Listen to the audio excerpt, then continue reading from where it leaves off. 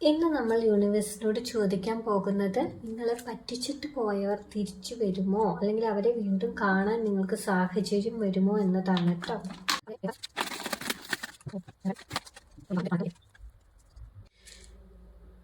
ഇനി അവർ വീണ്ടും വരാനുള്ളൊരു സാധ്യത നോക്കുമ്പോൾ നമുക്കിവിടെ 5 ഓഫ് കപ്സ് ആണ് വരുന്നത്. ഇത് വരുമ്പോൾ അവർ ചെയ്ത കാര്യത്തെക്കുറിച്ച് അവരിവിടെ റിഗ്രറ്റ് ചെയ്യുന്നുണ്ട്, അവർക്ക് ഗിൽട്ട് എന്നുണ്ട് എന്ന് തന്നെ മനസ്സിലാക്കാം. എന്നാൽ അത് നിങ്ങളെ ഒരു പറ്റിച്ചതിൻ്റെ അല്ലെങ്കിൽ നിങ്ങളോട്ടുള്ളൊരു ദുഃഖമല്ല.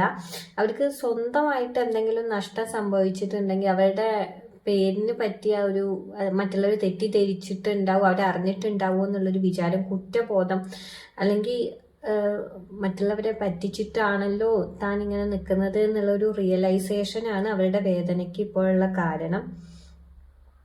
അത് നിങ്ങൾ മനസ്സിലാക്കിയെന്ന് അവർ അറിഞ്ഞിട്ടുണ്ട് കേട്ടോ.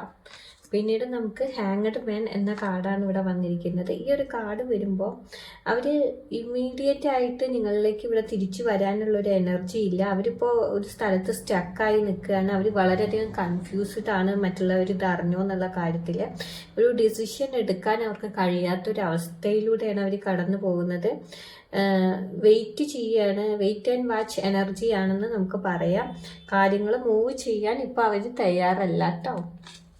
പിന്നീട് നമുക്ക് 4 ഓഫ് പെൻറ്റക്കിൾസ് ആണ് വന്നിരിക്കുന്നത്. ഇത് വരുമ്പോൾ അവരുടെ മനസ്സിൽ ഇപ്പോൾ ഒരുപാട് ഈഗോ ഉണ്ട്, അതുപോലെ ഒരു കൺട്രോൾ ഉണ്ട്, അവരെ തന്നെ അവർ കൺട്രോൾ ചെയ്യുന്നുണ്ട്. അവരുടെ മനസ്സിൽ ഒരുപാട് ഫിയർ ഉള്ളതായിട്ടും ഇവിടെ മനസ്സിലാവുന്നുണ്ട്. ചില കാര്യങ്ങൾ അത്തരത്തിലൊരു പവർ വഴി ഇവിടെ പിടിച്ചു വെച്ചിരിക്കുന്നതായിട്ടാണ് മനസ്സിലാവുന്നത്. അവർക്ക് നിങ്ങളോട് അപ്പോളജി ചെയ്യാനോ അല്ലെങ്കിൽ ഒരു റെസ്പോൺസിബിലിറ്റി ഏറ്റെടുക്കാനോ എന്നുള്ളൊരു മനസ്സിപ്പോൾ ഇല്ല. അവർ തെറ്റായാൽ, അതായത് അവർ തെറ്റായി എന്ന് അവർ സ്വയം സമ്മതിച്ചാൽ അവർ തോറ്റു പോകും എന്നുള്ളൊരു മെൻറ്റാലിറ്റിയിലാണ് ഇവരുള്ളത്.